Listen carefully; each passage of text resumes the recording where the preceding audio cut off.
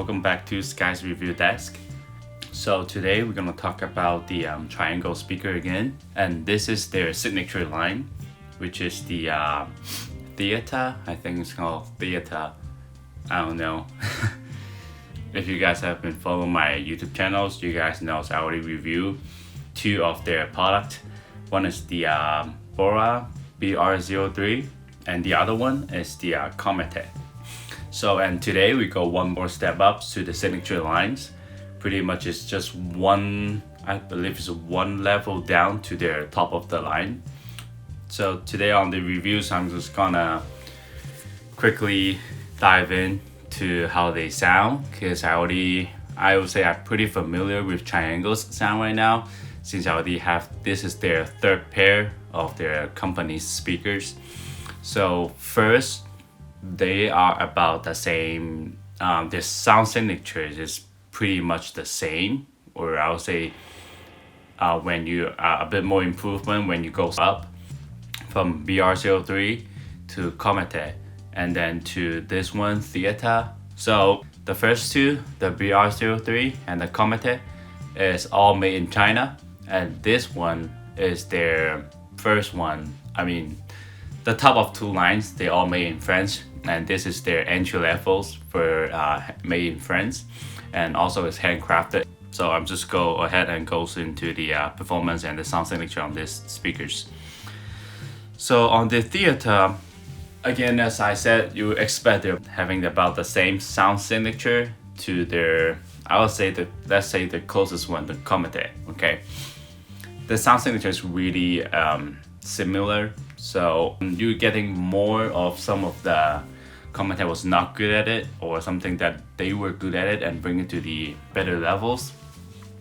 So first impression on this speaker when I heard them is they're also about same sound, metallic, warm, emotional, and as you guys all know, they're really musical sound.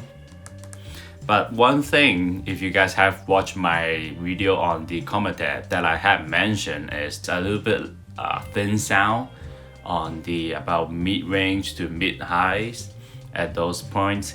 But this one, the Theta, doesn't have that. It kind of fixed that problem, since they have like different cabinets and also different build on the Twitter drivers. So just kind of go through the Soundstage and everything. You guys will hear me mention a lot the LS50 and the R3s, because they're my kind of reference and also my personal use setups. So I will just use them as a reference that you guys can think about it. So for the Soundstage on these speakers, they are about the same to the R3s. Since I say this speaker, the Theta is about the same soundstage as the R3s. This one compared to LS50, the soundstage is about 5 to 8%. They're not like easy to find, but I can tell there's a soundstage difference, but it's not like a lot, just a little bit. And for the bass section on these speakers, as you guys know, they're well known for the paper woofers. So same as these, they're also the paper woofers, and they're more tend to the natural bass, but it doesn't quite as deep as the R3, and also not as deep as the LS50. You know, the R3 is the deepest bass, and then the next gonna be LS50, and then this. For saying like how much difference between this one and the LS50, they are about like 20%, because it's noticeable. So it's kind of really easy to tell when you have them side by side. But from the LS50 to the R3s, the way that R3 reproduce the bass is more punchier, but these is more naturals. So I can't compare them like which one, but I can tell like really easily is the R3 or the LS50 hit lower, or it sounds lower to me in my living rooms than these. So the next gonna be the imagings. The imaging on these speakers is, I would say they're not as good as the R3s, because some songs you can, the R3 is lock them up in the centers. So the imaging is clearly the best. I would say it's really noticeable on the R3. But these, sometimes if you're switching different songs, or the center image might kind of move to the right a little bit or move to the left a little bit. But the R3s is different. Whatever tracks that you put them on, as long as they're supposed to be in the center, then they're in the center. For saying, if you're watching movies and you don't have a center channels, the R3 will sound like there is a center channel in the middle. And next is gonna be his highs and the details. The highs and details on this is phenomenal. It's really good, but it kind of, I would say, a little bit brighter than the Comete. Not as sweet, but they're more, how to say, more refined when you listen to it, and a bit more like a high-end kind of sound, those kind of hi-fi sounds. And on the soundstage depth on these speakers is clearly there. They can reproduce the background and the front stage. I'll say, some people, when you say about imaging or soundstage, they usually only saying like a flat screen at the front. You can tell like from left to right. So a bit more for the imaging sections. On the imagings that I was saying that they're good, but they're not as good as the R3s. For the imaging part, I also want to talk about the imaging depth. Most people, when you listen to speakers, the easiest way that you can tell is like a flat screen in front of you from left to right. So for saying that these two are the speakers, and this is where you're sitting at, and mostly you can tell the imaging is like the flat from here to there. But in some speakers, especially this one, the Theta, and also the one that I had reviews before for the Chord S400s, they do a lot of depth. So for saying like they have like a different layer from here to there. And before, if you guys remember what I'm saying, for the S400, they're really laid back because they have like a U shape. So they have a really deep stage from like maybe like beyond, it's like here. And then this one, the Theta, they also have pretty good depth. It's like they are not as deep as the S400, but it's noticeable. But if you're saying like compare this to the R3, the R3 has depth too. But remember, most of the CAF speakers, they are a bit more forwards. So you listen most of the imaging. Some of them may be labeled to here on these speakers. They're around here, flat imagings, but for the CAF, they may be at here. So they're more close to you. So that's why people were saying these are more forward speakers, because their sounds are way closer to you. So the Theta and the S400s, no matter what kind of songs or tracks that you play from them, they all still create that kind of bigger depth. But the R3 is really based on which track that you're playing them. Some of the track, if they were born or they were produced when they make the music is that way, then it's that way. Some of them, they record it in a large space, a lot of echoes, then they can reproduce that sound, come up as close as to the production sounds. So keep in mind in that most speakers, or some of the speakers, they will have their own type of sound, or S400 did that too. This Triangle also, they want to create a large sounds. It makes you like as I said, I just mentioned in the pictures that I wrote, a more depth, more like a stage feelings. I'm not saying the CAF doesn't do that, but the CAF have to base on the song itself. If the song when they record is like a live stage, then it will come back as a live stage. I would say even almost as deep as the S400 if needed. But if the song doesn't record that way, they won't come out with that way. But these will a little bit emphasis on the depth soundstage or the depth imagings. So enough for that. Let's move up to the next. It's kind of like my personal opinions on these Theta. For the build quality of these, they are really good. But again, it's just personal preference. Wood color is not usually my type of tees. I usually prefer like a solid one color, either black or white. And the next thing is because they are hand built and everything. When I held them, they kind of a bit lighter than I thought. Probably they need to cut down some of the costs when you handcraft it or hand build these in France, the labors and all these. But I just kind of don't like the wing. You know, you can see right here, it's more like a plastic wing. They have like a, and then they put screw in there. I feel like just not my thing, because I might be more tend to if they use more like do you remember those tweeter unit on the Comet? They're a shiny one. If I think if they put that shiny one from the Comet to this one, it will look better. But and you know, their company they have different marketing things on their speakers. So because I know what this is the signature series, and one more setup which is the top of the line, they do have that shiny, the shiny thing that I was talking about. So probably they just wanna, you know, to split up two models so people can tell more easily from the look of it.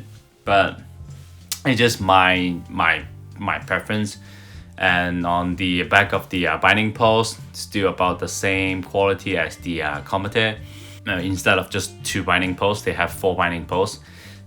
So I believe it's the 2 of them. The top 2 is for the top drivers, and the bottom 2 is for the woofers or the mid bass. And these 8 ohms, I think it's about 90 decibels. So they're pretty easy to drive. I would say about 40 watts per channel should be good enough. But again, remember if you're driving them with the tube amp, it's different stories. You know, tube amp is a lot. Some of them like 8 watts should be good enough for these speakers too.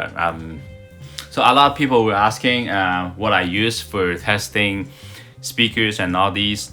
I kind of use the Denon AVR 3600H, and I pre-out them to the either the XTZ EDGE A2-300 or the Emotiva A2-300.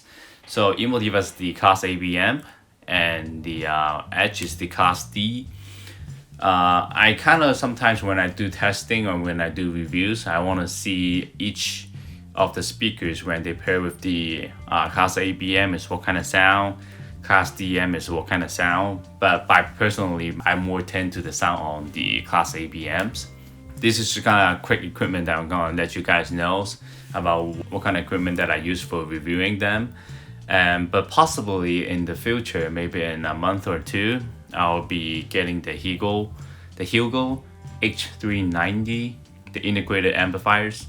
So I'll let you guys know. Stay tuned for that. I also will do a review on that too.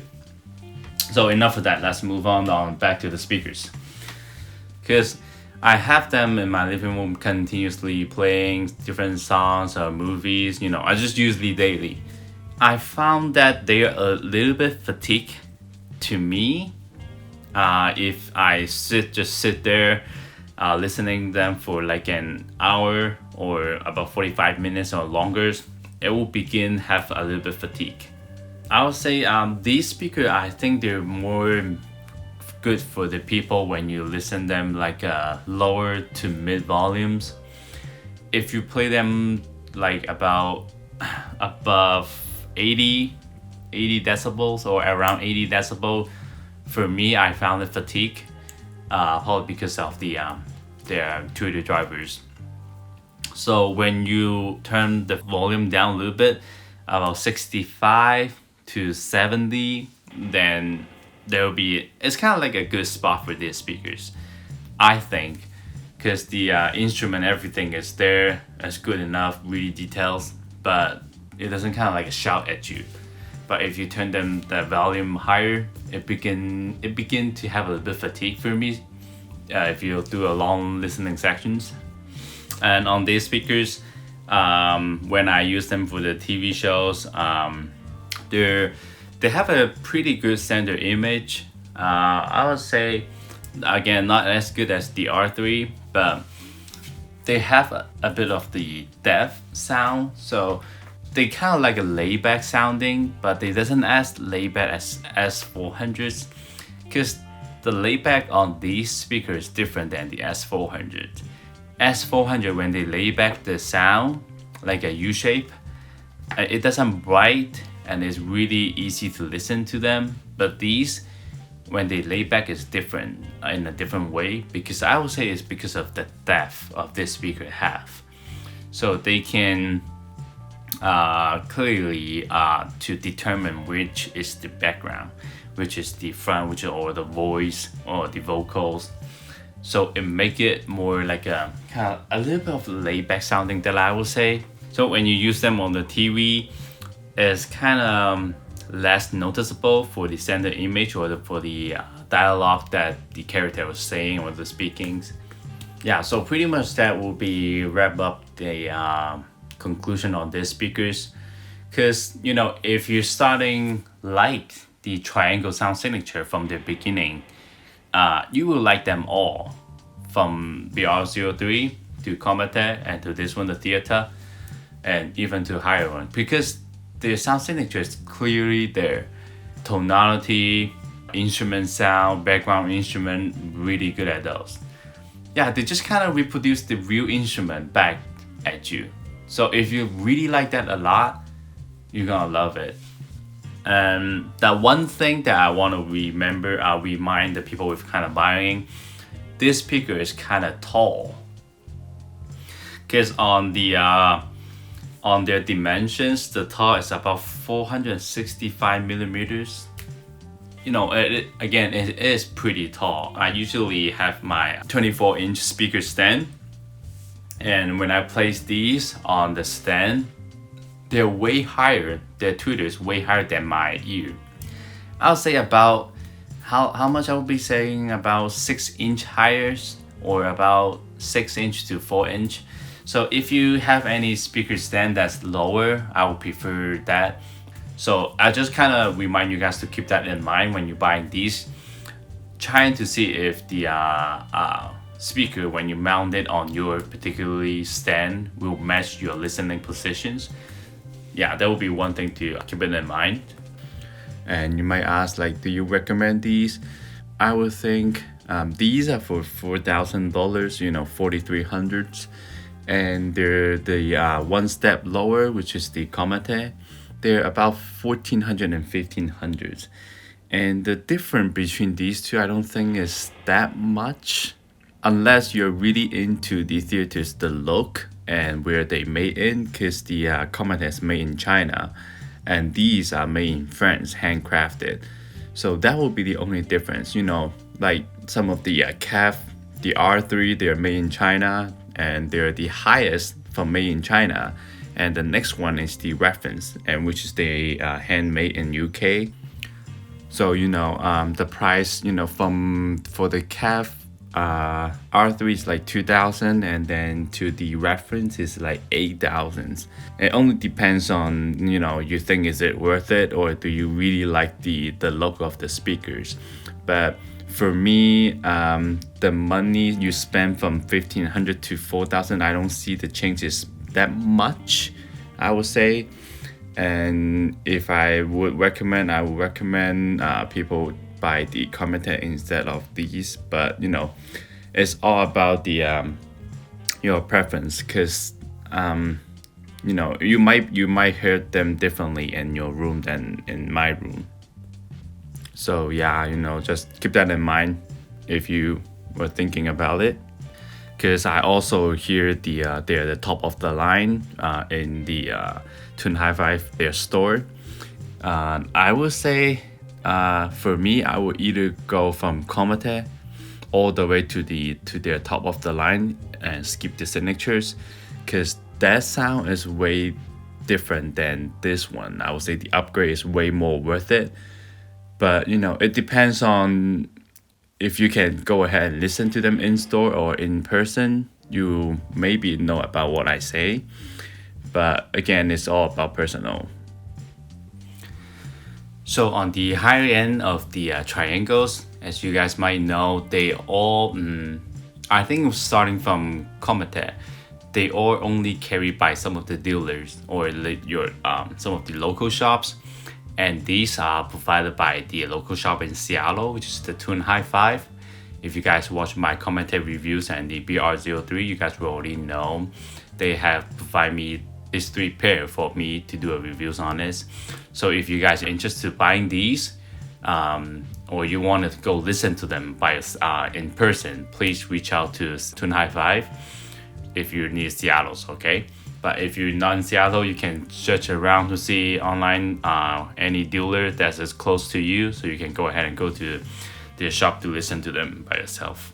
If you guys like this video, please subscribe my channels. I usually do speakers, amplifier reviews, and sometimes we do tag reviews too. So stay tuned for that. In my future, the review list is gonna be for the KEF R3 itself, the KEF R3 comparison with the LS50s, and then the Edge amplifier reviews, and more, so much more. If you guys want to listen to those kind of reviews, just stay tuned with my channels. Again, if you guys like these kind of reviews, please like my videos.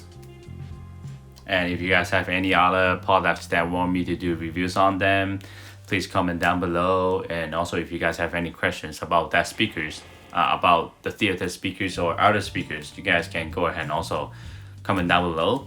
So yeah, I guess that will be it. See you guys next time. Peace.